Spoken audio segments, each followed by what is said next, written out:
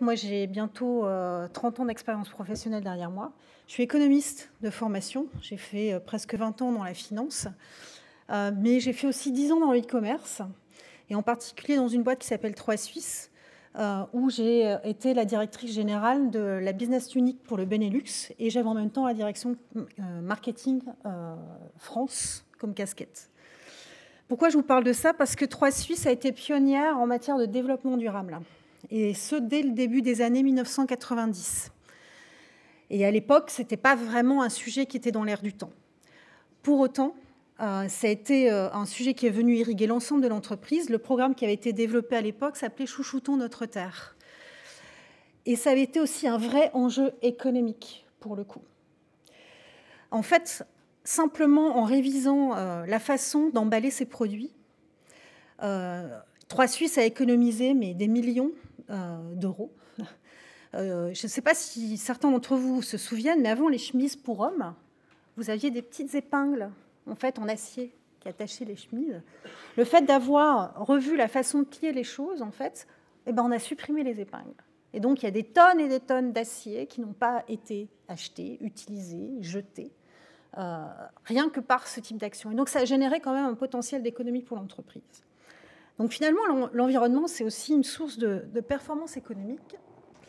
J'ai un autre exemple, qui est une société aux États-Unis qui s'appelle Interface, qui a gagné, donc, alors certes sur un certain laps de temps, mais le chiffre est quand même parlant. On n'est pas sur quelques milliers, quelques mille, on est vraiment sur là des millions de dollars. Donc c'est quand même un point important à avoir en tête.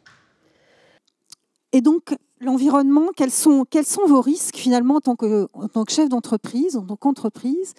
Et du coup, à partir du moment où vous avez des risques, vous avez des opportunités. Je voulais reprendre juste un petit peu de hauteur. Et finalement, l'environnement, ce qu'on s'aperçoit, c'est que c'est un sujet, mais tous les risques sont interconnectés. La cybercriminalité, d'ailleurs, en fait partie. C'est un petit schéma intéressant qui est du World Economic Forum. Donc, vous voyez tout en haut Biodiversity Loss et écosystème. Vous avez tout ce qui est changement climatique, tous les impacts. Et finalement, vous apercevez que ça génère d'autres sujets, en fait. Il y a des sujets autour de la crise de l'eau. Il y a plein de sujets, en fait, qui entraînent des instabilités. Et ces instabilités entraînent, du coup, des risques pour les entreprises. Et donc, en fait, il y a deux grandes familles de risques. La première, c'est des risques opérationnels, et la seconde, des risques plutôt stratégiques. Dans chacune de ces deux familles, il y en a trois. La première, pour les risques opérationnels, ça va être les risques de marché. Quand vous allez fabriquer un produit, finalement, vous avez des pressions sur les prix de vos matières premières. Vous avez des pressions sur votre demande. Votre consommateur, aujourd'hui, il ne demande pas à ce que vos produits soient un peu plus vertueux. Et ça, c'est vrai pour le consommateur privé, mais aussi pour les collectivités publiques. Tous ceux qui répondent aujourd'hui à des appels d'offres de marché public commencent à voir arriver un petit volet supplémentaire. Qu'est-ce que vous faites en matière d'environnement? Donc demain, au-delà de tout ça, il y a vraiment des sujets importants. Il y a aussi la question de la disponibilité de vos produits et de vos services. On commence à avoir des pénuries, on le voit aussi ne serait-ce que par la guerre en Ukraine, mais qui vont aussi à exercer des pressions, quelque part, sur votre compte d'exploitation. Et donc ça, c'est important de l'avoir en tête, parce que l'environnement, certes, c'est le sujet important, mais ça va générer des tensions sur votre compte d'exploitation. Et donc ça, c'est intéressant d'avoir cette approche-là, parce que ça va vous permettre de vous aider aussi à convaincre votre directeur financier, votre directeur général, le directeur des achats, qu'il va falloir faire quelque chose. Et donc, quelles sont vos opportunités? Est-ce que, du coup, comment vous allez concevoir vos produits? Vous allez retravailler votre démarche pour qu'elle soit un peu plus éco-conçue, retravailler votre sourcing, j'en parlais ce matin. Peut-être qu'en prochain port, c'est plus intéressant. Vous allez gagner en coût de transport. Peut-être que finalement, la matière première que vous allez chercher un peu plus près, elle va vous coûter moins cher que celle que vous allez chercher au bout du monde. Est-ce que derrière, c'est pertinent aussi de commencer à réfléchir sur le ciblage? On en parlait tout à l'heure avec les Restos du Cœur. Je discutais avec un client il n'y a pas très longtemps qui génère un certain nombre de déchets. Mais finalement, ces déchets, c'est aussi sa matière première. Et j'ai dit, mais attendez, là, vous êtes en train de déléguer un problème à l'État qui ne collecte peut-être pas correctement vos déchets, mais ça a une valeur. Pourquoi vous ne travaillez pas aujourd'hui avec un partenaire pour essayer de récupérer ces déchets et retravailler? Il y a un partenariat qui a été fait entre Jaguar Land Rover, la marque, et son fournisseur d'acier pour travailler sur les chutes de coupe. Essayer de recycler un peu les choses et éviter justement que toute cette matière, cet or dont on n'a pas vraiment conscience tous les jours, mais pour essayer justement de trouver des solutions et de faire en sorte d'aller arrêter peut-être de piller nos ressources, parce que ça va créer des vraies problématiques derrière. Donc ça, c'est le premier risque opérationnel, qui est un risque de marché. Le second risque opérationnel, c'est le risque de disruption. Quels sont les facteurs qui sont susceptibles demain d'arrêter votre production? On l'a vu avec les composants électroniques. Donc, est-ce qu'il n'y a pas quelque chose dans votre chaîne de production qui peut demain s'arrêter parce que vous n'aurez pas adressé la problématique environnementale? Et donc, du coup, voilà. Est-ce qu'il ne faut pas revoir votre politique fournisseur? Avec qui vous travaillez? Quels sont les risques? Est-ce qu'il ne faut pas relocaliser une partie de votre production? Donc tout ça, c'est des questions qui sont importantes à adresser et à se poser. Troisième risque opérationnel, l'engagement de vos collaborateurs. Je suppose que vous, pour ceux qui sont sur les réseaux sociaux, vous avez vu AgroParisTech, les étudiants, hein. Et puis plus récemment, la jeune fille d'HEC aussi. Hein. La nouvelle génération, là, elle est en train de... On a aussi les organismes pétroliers, par exemple, ils ont beaucoup de mal à recruter aujourd'hui. Les jeunes générations demandent du sens, mais les anciennes aussi commencent à se poser des questions. Donc, comment vous allez faire pour continuer à garder motivées vos troupes, mais aussi quelle est la pyramide de vos âges dans vos entreprises? Et est-ce que vous allez devoir renouveler tout ça demain? Et du coup, si vous renouvelez tout ça demain, il faudra peut-être se poser la question, OK, qu'est-ce que je fais en matière environnementale? Ce qui est rigolo, c'est que début juin, j'étais du côté de Biarritz, à un salon avec des professionnels du spatial et de l'armée, où même ces gens-là sont venus me voir pour me dire, écoutez, je sais bien que je fais des trucs où j'emballe des obus, mais en fait, on est en train de me demander quand même au niveau de l'équipe ce qu'on pourrait faire en matière d'environnement. Donc même dans ces secteurs-là, en fait, qui sont nécessaires, on a besoin de défense, on a besoin d'armée, les collaborateurs se posent quand même ces questions. Donc ça, c'est important, parce que vous allez devoir aussi réfléchir à fidéliser vos équipes et à recruter des compétences supplémentaires. Les risques stratégiques, maintenant la deuxième famille. Le premier, il est assez connu. Quel est le risque en ce qui concerne votre image ou votre réputation? On en parlait tout à l'heure sur l'histoire de la cybersécurité, effectivement, en termes d'image, ce que ça peut impacter pour les entreprises. Mais là, on est pareil en matière d'environnement. Les investisseurs aujourd'hui commencent à se fédérer et à se dire non, c'est terminé, moi j'investis plus chez vous parce que même les banquiers, ou non, je vous prête plus parce que derrière, en fait, vous êtes sur un secteur qui est pas du tout positif. Donc l'image, elle va jouer certes au niveau du consommateur, mais elle va jouer aussi au niveau de vos financeurs. Donc ça rayonne beaucoup plus large. On va beaucoup plus loin.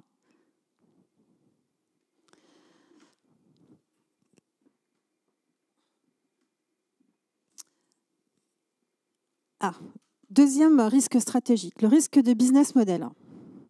On commence à voir fleurir aussi des choses, et c'est vrai particulièrement pour les nouvelles générations. On a vu l'arrivée de la seconde main arriver très très fort. Aussi tout ce qui est comment dire, tout ce qui est location plutôt qu'achat. La sharing economy aux États-Unis, c'est plus de 335 milliards de dollars. Donc, de quelle façon ce genre de business model va venir impacter votre activité? Est-ce que, plutôt que de favoriser et pousser les gens à une surconsommation, il ne faudrait pas réfléchir plutôt à des systèmes de location, de partage, et de quelle façon ça pourrait s'appliquer à vos secteurs d'activité? Et donc, quelles sont vos opportunités? Enfin, le dernier risque stratégique, c'est le risque de dépréciation brutale de vos actifs. Alors celui-là, il est un peu plus compliqué à appréhender, mais demain, une loi passe, vous interdit de faire quelque chose, ou vous demande peut-être de changer vos packaging, de changer des choses en fait, dans la façon de faire. Il y a une loi à laquelle je pense, par exemple, qui concernait le transport maritime, qui du jour au lendemain en fait, voilà, devait utiliser des carburants où le soufre était quasiment banni. En fait, Et est-ce que derrière, ce n'est pas venu impacter les machines, etc. Enfin, voilà. Demain, vous pouvez aussi être affecté par une loi qui va venir d'un seul coup brutalement déprécier des choses qui ont une valeur aujourd'hui mais qui n'en auront plus demain. Et donc là encore, quelles sont vos opportunités?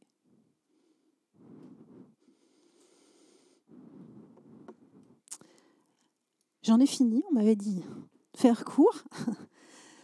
Moi, je suis là, si vous voulez, discuter de vos opportunités, réfléchir ensemble, en fait, à une approche un peu différente de l'environnement. Merci beaucoup, Valérie. Est-ce qu'il y a des questions?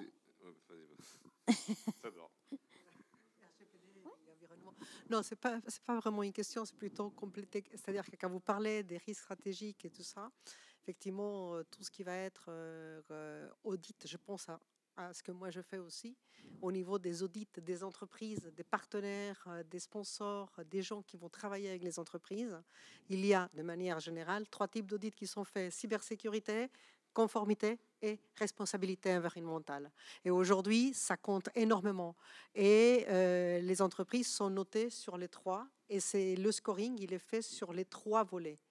Donc, ce qui fait que dans les appels d'offres aujourd'hui, de la même manière qu'il y a 4 ans, le RGPD est arrivé et les gens n'avaient pas l'habitude de recevoir ce type d'audit. Moi, ce type d'audit de RSE, je le reçois de plus en plus aussi, et c'est de plus en plus important au niveau européen, en tout cas. Oui, au niveau européen, oui, on est les plus avancés. Les plus avancés, absolument. Ouais. Donc, c'était seulement ça. Oui, c'est un sujet que je suis de près depuis longtemps. Je participais il y a une dizaine de jours à un séminaire avec des financiers, des fonds d'investissement et des banques solidaires, on va dire. Il y avait plusieurs choses qui ont émergé. D'abord, il n'y a potentiellement pas assez de projets politiquement corrects, pour parler simplement, par rapport aux sommes d'argent théoriquement qui ont vocation à être investies selon les ordres des épargnants. Donc ça, c'est une bonne nouvelle pour les startups. Deuxième truc, et ça, c'était notamment quelqu'un d'un organisme qui apprécie la performance et l'impact, qui s'inquiétait du nombre de critères et de matrices multiples en train de se développer pour mesurer des impacts qui sont de toute façon assez compliqués à chiffrer, surtout dans la durée, surtout sur un échelonnement en temps. Donc j'aimerais bien vous entendre là-dessus, parce que en fait, le problème que disent les investisseurs comme les patrons, c'est on est d'accord pour sauver la planète, on ne sait pas très bien comment faire, mais surtout, on sait encore moins comment mesurer ce qu'on fait de bien ou de pas bien. Or, c'est cette mesure qui va être de plus en plus importante sur les choix d'investissement, comme sur les choix des consommateurs, comme sur les choix des régulateurs. Donc, j'aimerais vous entendre là-dessus. Alors, si c'est possible, parce que en fait, avec plaisir, puisque c'est mon taf de tous les jours. Ma mission, en fait, c'est vraiment de réunir le monde scientifique et le monde du business pour apporter des solutions pragmatiques. Je fais souvent une analogie en fait, entre Internet et la RSE. Internet, quand c'est arrivé au départ, hein, c'était un geek, là, à côté. Il faisait des trucs compliqués, on ne comprenait pas trop en fait, ce qu'il faisait. Et au fur et à mesure, Internet, c'est venu irriguer l'ensemble de l'entreprise. L'environnement, c'est pareil. Parce qu'il y a une vraie complexité. Tout est interconnecté, c'est-à-dire que on veut faire de la voiture électrique, on se dit ah oui, on va focuser sur le CO2, c'est super. Du coup, on va plus mettre de CO2 quand on va rouler. Ouais, très bien. Sauf que derrière, je vous en ai parlé un petit peu ce matin, on va piller des ressources à l'autre bout du monde, aggraver la situation de stress hydrique à d'autres endroits, on va polluer, voilà. Donc d'où la nécessité d'avoir cette approche dans son ensemble. Et ça, effectivement, le chef d'entreprise aujourd'hui, il n'y a pas de solution simple pour le faire. Et donc c'est pour ça aussi que j'ai créé ce que je vous ai présenté ce matin, pour essayer en fait de partir des 5 pressions sur la biodiversité. Pourquoi je suis partie de là en fait avec les scientifiques pour le coup. Donc ça ces 5 pressions sur la biodiversité, en fait, c'est porté par les spécialistes mondiaux de la nature. Déjà, il n'y a pas de débat, on va dire, sur l'approche, puisque c'est porté au niveau mondial par tous les scientifiques de la Terre. L'intérêt aussi de cette approche, c'est de pouvoir relier facilement l'activité humaine à l'impact. Vous comprenez quand vous dégradez un habitat naturel, c'est simple en fait. Ah ben oui, tiens, là je prends la surface, là je viens cultiver des choses, je viens détériorer un endroit, donc je comprends. Ok, donc du coup, je comprends les leviers potentiels d'action que je peux mener derrière. Quand vous exploitez une ressource, c'est pareil. Que ce soit de l'eau, des ressources fossiles, des ressources minérales, on comprend facilement et du coup on identifie plus facilement les leviers d'action. Idem sur le changement climatique, la pollution de l'air, de l'eau, des sols, lumineuse, sonore, dont on parlait tout à l'heure. En fait, le fait de décortiquer ça en fait, en impact de cette façon-là, on peut relier plus facilement les choses. Et donc, du coup, on peut faire des ponts sur les actions, on peut faire des ponts sur les datas, et donc derrière, on peut identifier plus facilement la feuille de route et le faire de façon globale. Parce que ça peut faire peur, parce qu'effectivement, le nombre d'indicateurs qu'on demande, il est énorme. Je suis d'accord avec vous. Et d'ailleurs, petite parenthèse, c'est que parfois, ça ne fait pas de sens, hein, qu'on soit bien d'accord. Hein. Au niveau européen, il y a un truc qui s'appelle, il faudra mesurer les radiations ionisantes. Donc les radiations, en fait, hein, c'est les radiations d'uranium, thorium et tout ça. Ils demandent ça aussi pour le textile. C'est un non-sens. Mais c'est demandé.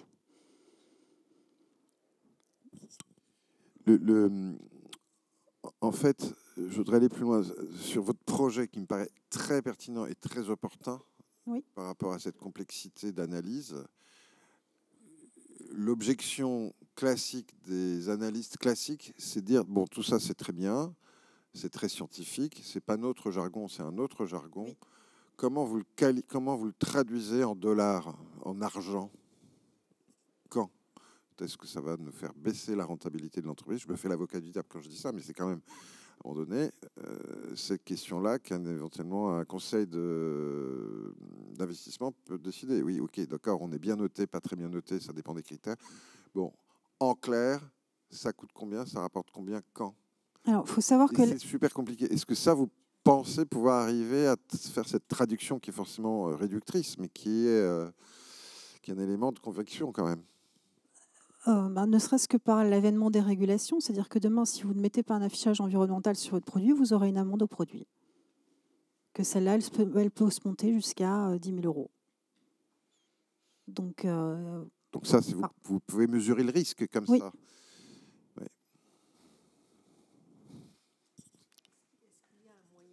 On fait une dernière question, puis on laisse la place aux... Est-ce qu'il y a encore des gens qui veulent des questions? Un moyen de cartographier effectivement les risques, comme on peut le faire dans la partie, dans tout le reste, en fait, dans tout ce qui va être protection, sécurité des données, loi Sapin.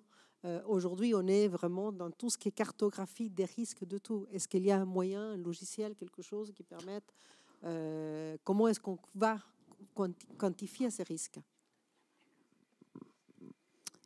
Le seul moyen en fait que moi je vois, c'est un peu comme ce que je vous disais ce matin, c'est qu'il faut faire la cartographie des flux de l'entreprise sur l'ensemble de la chaîne de valeur pour bien comprendre en fait là où sont éventuellement les points critiques. Et après, de voir comment on peut améliorer les choses. Sur la partie réglementaire, malheureusement, c'est quand les lois elles arrivent. Donc là, c'est difficile d'anticiper. Mais en tout cas, que ce soit en France ou en Europe, on y va. La taxonomie, voilà, demain, vous allez devoir payer une taxe pour tout ce que vous importez qui vient de Chine ou autre. Donc, c'est la fameuse taxonomie carbone. Ça, il y a des choses on va y arriver. Hein. Il y a une question là et on en prendra une dernière après. Ouais, je vais justement. Justement, par rapport à cette taxation, on est sur quelque chose un peu schizophrène parce que vous avez pas peur de vous confronter à des gros lobbies quand on voit que le bois français est vendu en Chine pour être rapatrié en France en parquet. Quand on voit que le cours de l'eau, maintenant à New York, à Wall Street, on a le cours de l'eau potable. Et du coup, forcément, le but d'un financier, c'est gagner de l'argent. Pour gagner de l'argent, c'est la rareté.